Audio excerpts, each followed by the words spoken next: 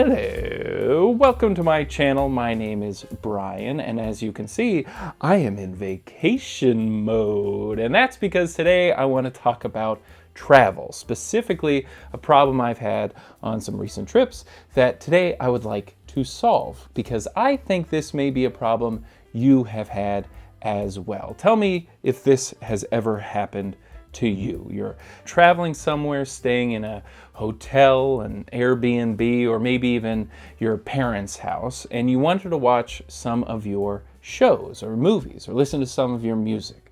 And either your family member didn't have your subscription service, the Airbnb has it, but you don't want to mess with someone else's algorithm, or you're in a hotel that doesn't even have a smart TV.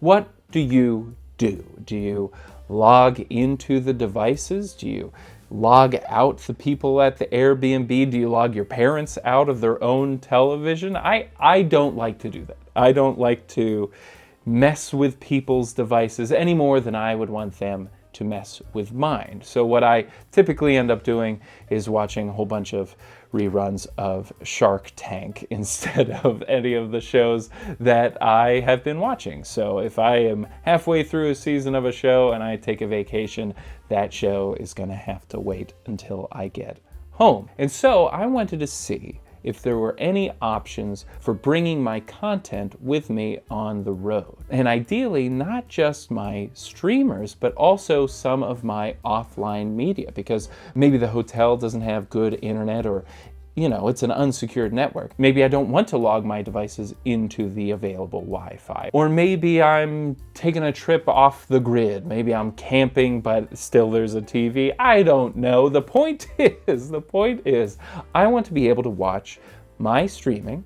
I want to watch my shows, and I want to bring some media in case the internet's no good. Maybe I'm staying upstairs at an Airbnb and the Wi-Fi doesn't reach me. Whatever the case may be. Now, when it comes to streaming your shows, there are obviously a number of devices you could use, including your phone, your laptop, your iPad, which those I could use and those I have used. But if you want to watch it on the television, you may be more limited. So what I've been looking for is a device that would allow me to stream my various streaming services and play my own media offline. And I'd like those to work directly to the television, because sometimes there's a really great TV setup. Now, when it comes to devices that can play streaming services, not all can also play offline media. So that already limits it. But let's just talk about streaming devices as a whole first. You have, over the years, had devices from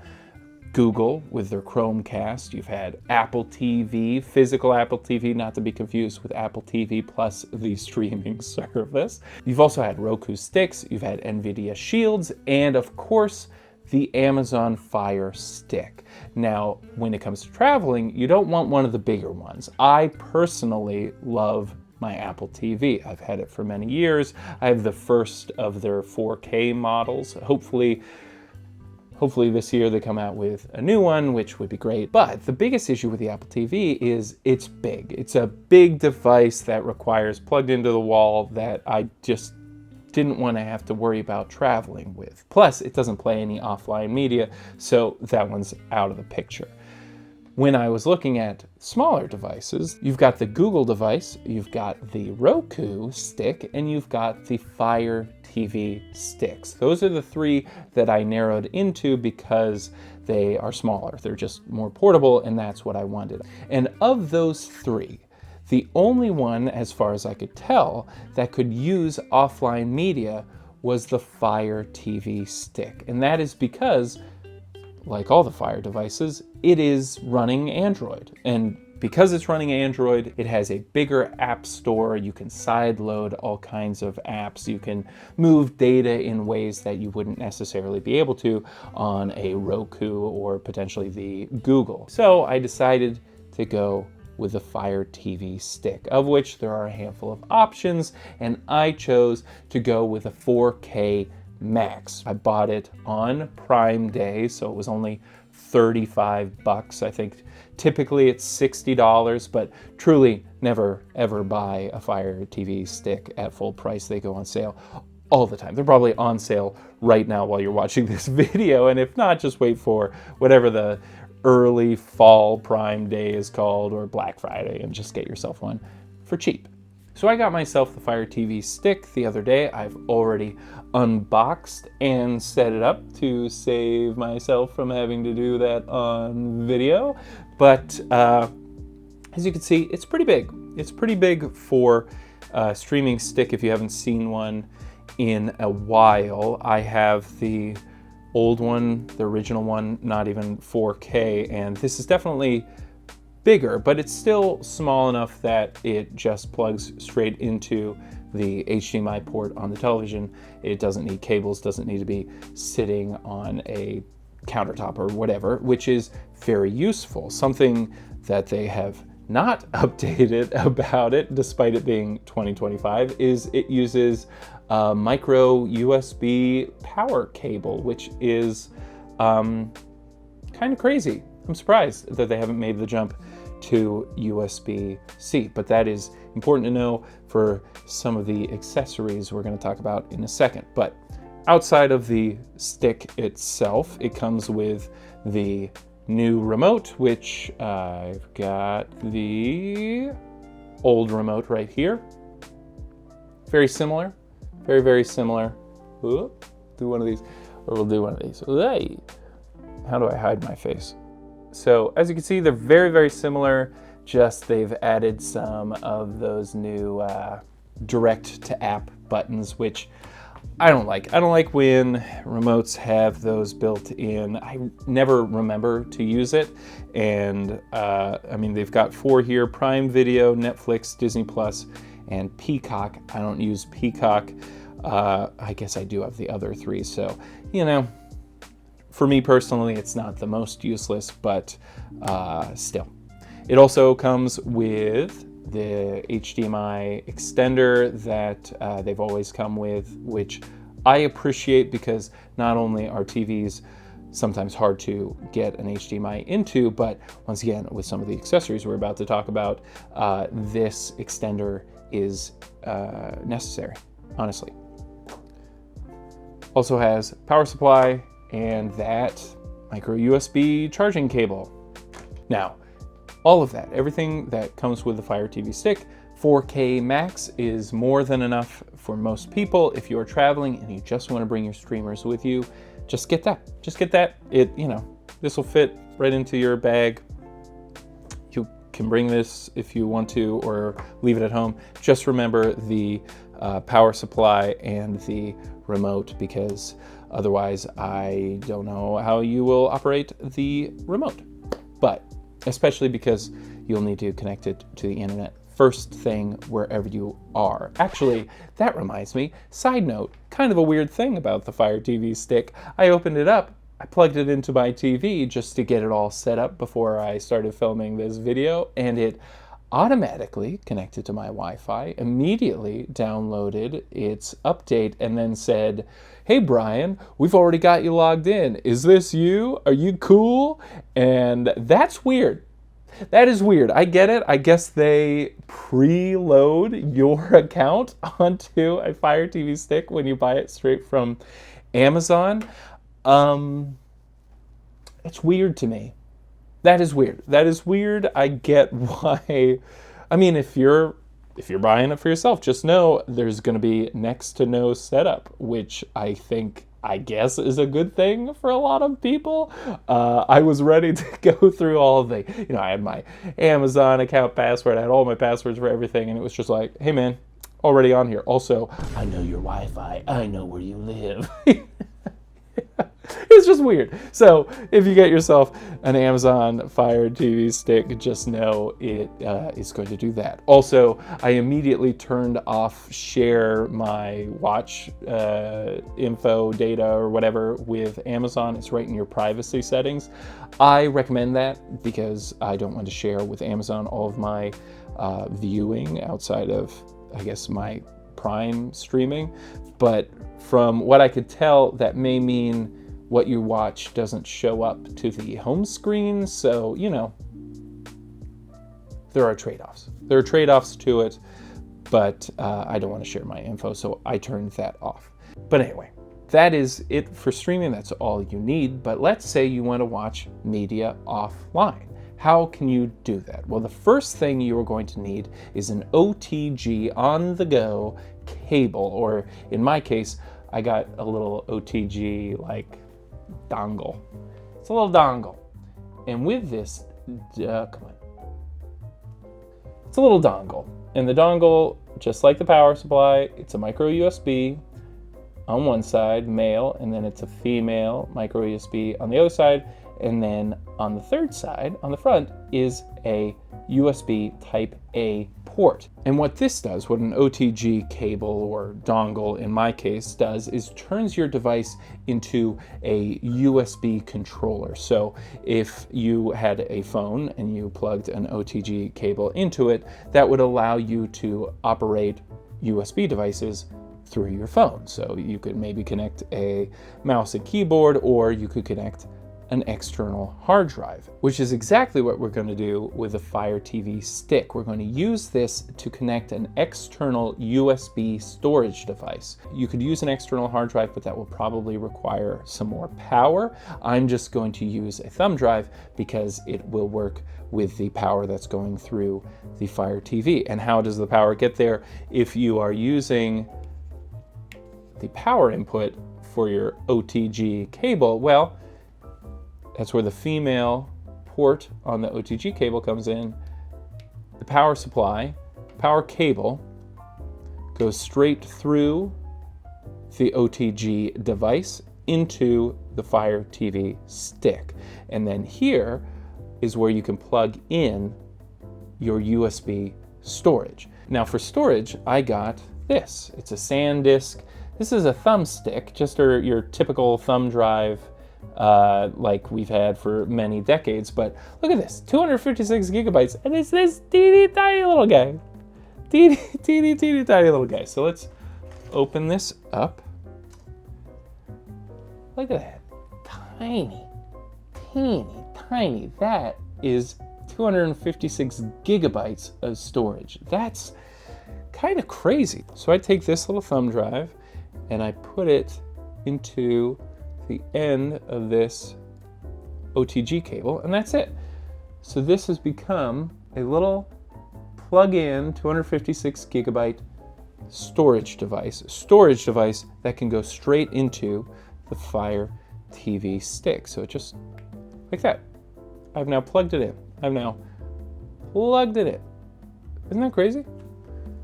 So just like that, it goes into the Firetv Stick. And now it has 256 gigabytes of external storage plugged directly into it. Now, I could plug the power supply directly into this, like that, and find some outlet near the television to power the Firetv Stick. But I don't want to have to do that, especially because I've traveled before and stayed at an Airbnb where the TV's mounted to the wall in a way that while you can access the HDMI ports, you can't find a power outlet.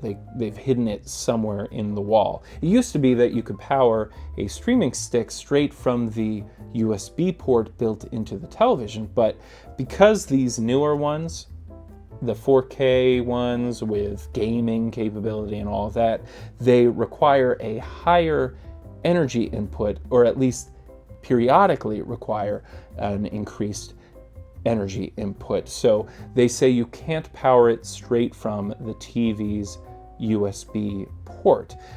It kind of works, but it will slow down, is what they say. So their solution that somebody came up with was this guy. And this guy is essentially just a battery. It's just a battery with a micro USB on one side and a USB Type A on the other. And how this is designed to work with specifically Firetv devices is you plug this straight into the Firetv, and then you plug the other end into your television's USB port. And for the most part, it will take its power straight from the television. But if this Firetv Stick requires a little extra juice periodically, it will take that energy from the battery built into this cable. Will it work? I don't know. I don't know. I hope so. I hope so. But the reviews seem to think it works great, and I was told this was the only way to power it via the TV's USB port. So you need all this. Oh, plus you need the HDMI extender, and all of this will plug. Doesn't this look fancy? Very, very modern. What a strange set of dangle dongles. That's so funny. But here you go. This is a 4K streaming stick with all of your services, plus a 256 gigabyte external storage drive with any other media that you may have that you can stream through the stick, and then the power supply that goes straight into the television. So as goofy as this looks, and it truly looks preposterous, but as goofy as this looks, it will all be hidden behind the television anytime you're using it, and when you're traveling, you can, break it all apart and store it as small as you need to. But that's it. So that's everything you would need to stream your shows and to allegedly play your media offline. Let me get it set up and we'll see if it works. I hope it does. I hope it does. So this should plug right in.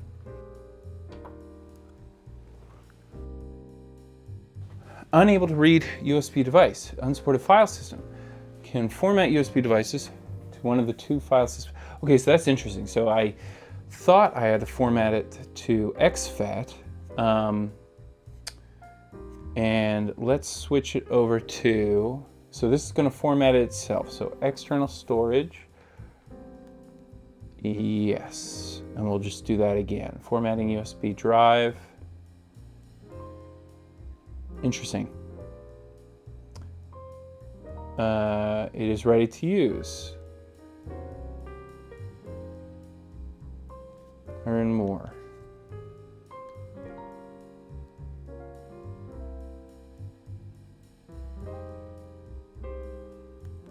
Oh, this is interesting.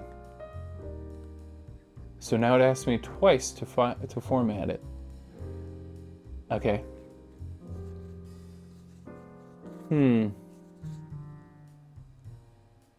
Interesting. Okay. All right, so we've now twice formatted it. Interesting. All right, let's shut this off. Let's try putting that back onto the drive. What did it just format it to? That's interesting. It was supposed to work.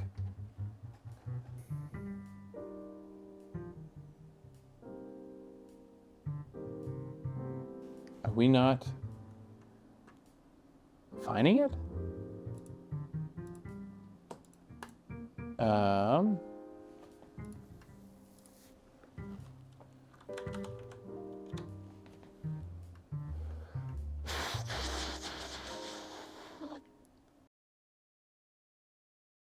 All right, so I made a couple mistakes. I made a couple mistakes that took me a minute to solve, and my screen recording stopped. So I'll walk you through what exactly happened. So the first thing I did was I formatted it into exFAT on my PC.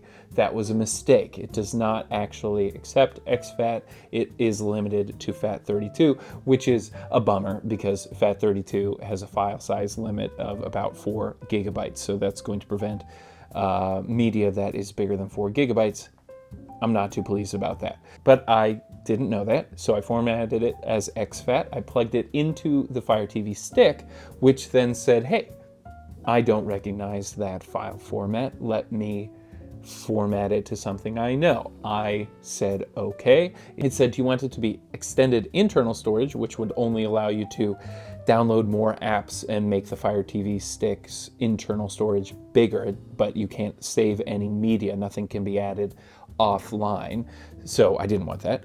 And then the other option is external storage. So I formatted it as external storage. And then as soon as it formatted, it then gave me a notification saying, hey, whoa, there's limited access to this. The apps can't access this external drive. So I went, okay, I guess I got to format it again. I guess that didn't work. So I formatted it again, not realizing what I was doing was formatting it as the extended internal storage. I don't know why it did that. I don't know why it said, as soon as you chose this is going to be external storage, the first thing it does is go, hey, whoa, this isn't going to be internal storage. So it was confusing. I got confused and I reformatted it as internal storage immediately after formatting it for external storage. So when I plugged it into my PC didn't recognize it. So that's what happened, but I got it reformatted on the Firetv Stick to external storage, which made it FAT32. I plugged it into my PC. I moved 2 video files over, my last 2 videos. I tried a larger file just to confirm, and nothing above 4 gigabytes is going to get onto this drive. But the nice thing is that when it formatted the drive for external storage, it actually added a bunch of subfolders for music, TV, movies, all that stuff. So when you are file managing, when you're moving stuff into the drive on your personal computer, just drop it into the appropriate folder. And then once you open VLC Player, and once again, I'm sorry, I recorded this and my phone just stopped recording it. I don't know why.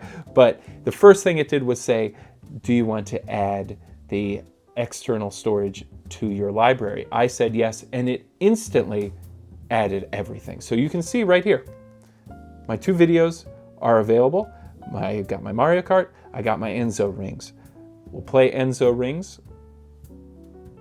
My audio is muted for recording, but there you go. It works just fine. That is playing it straight off of the drive. I'll play another one. And it works. So there you go. Easy enough. Easy peasy. Just format the drive for external storage through your Firetv Stick, and then you can go put it onto your computer and add in all of your media. But the real question is, does this work offline? So let's go over to settings, and we go to network, and we turn off Wi-Fi. Yes, turn off Wi-Fi. Okay. Now, when you plug in your Firetv Stick, anytime you're traveling, anytime you're not on your home network or any network that you've already put into the Firetv Stick, you're going to get this home screen. Home is currently unavailable. Now, the only options are, if you click home, it just keeps showing this. If you go to network settings, you're just going to reconnect to the internet or attempt to connect to the internet. If you don't have access or you don't want to connect to the local network, what do? Well, you go over here to settings, you go down to applications, you go to manage installed applications, you scroll all the way down to, in our case, VLC Player, but if you chose a different app, you can do a different app. I recommend VLC Player. You click on that, you go down to launch application, and there you are. We do not have Wi-Fi on. We do not have connection to the internet right now. And yet, we are playing video. Pretty cool. Pretty cool, I think. I think that's really good. I never thought that you could have a teeny tiny little media stick that plays straight into the television and has a nice nifty remote. All these things I would have thought would require all kinds of weirdo builds and your, Raspberry Pi and all that stuff. But the fact that you can get this is a mainstream streamer. This is a big device run by Amazon. You can get it for cheap and it works right out of the box. Literally worked right out of the box. But to be able to watch your media offline on an external drive on a, AAA mainstream device is pretty impressive. Something I'm happy with. I'm not so happy about the FAT32 situation, but maybe that's because of the Micro USB, I don't know. I'm going to have to try this as well on my TV using the external battery. So I will film that in a minute and you will get my reaction, because my computer monitor gives way more power from USB than any television. So I wanted to make sure I did it the right way. So let's cut to me in the future and see if that works. Okay, let's do it. We've got the, don't need the remote yet. We've got the Fire Stick with the little battery dongle thingy attached. Let's see if it provides enough power. I will go into my HDMI tube and plug it into the USB. That's a good sign.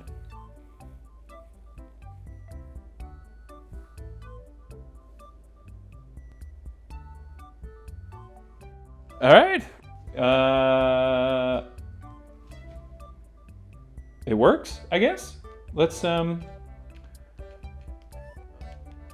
to the VLC. All right, it's loading. It's reading the drive and all right, so that works. And then if we go to what would be taxing, well, I don't want to show anything. I don't want to show anything that's copywritten, but we'll do. I'll just open something on Netflix. And I'll blur it. Is this 4K? It's 4K. Okay.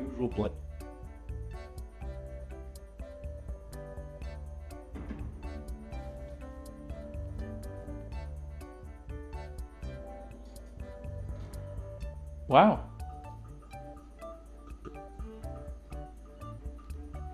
Let's go on a boat, says Richie. Okay, so, well, okay, that, it works. All right. We did it. Wow, I cannot believe that either worked or didn't work. Isn't that crazy? Isn't that crazy? I don't know. Hopefully it did. Hopefully I was excited and I gave you guys the thumbs up.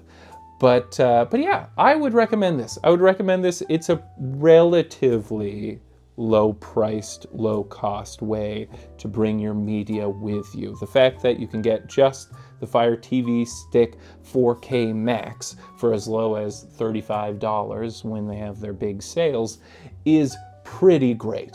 I think the Apple TV is at least 100 and something. It's not cheap. Plus it's huge and not travel ready, and you can't play media offline. So 35 bucks, plus I got my OTG. It was a 3-pack, so it was 10 bucks. And then the power supply was another 20, I think. And then the thumb drive, which you could just use a thumb drive at home. I bought one designated for this so I could set it up for you. But that was another 20. So what is that? 20, 40, 50, 85 bucks. So it's 85 bucks for a travel ready media device. Or once again, if you are fine with just the streaming through the internet, if you are okay finding an outlet whenever you travel, then it's just the 35 bucks. That's great. And in the future, if you so choose, you could do the OTG cable, you could do the external drive, you can do all the offline stuff, you can get the battery that plugs into the back of the TV.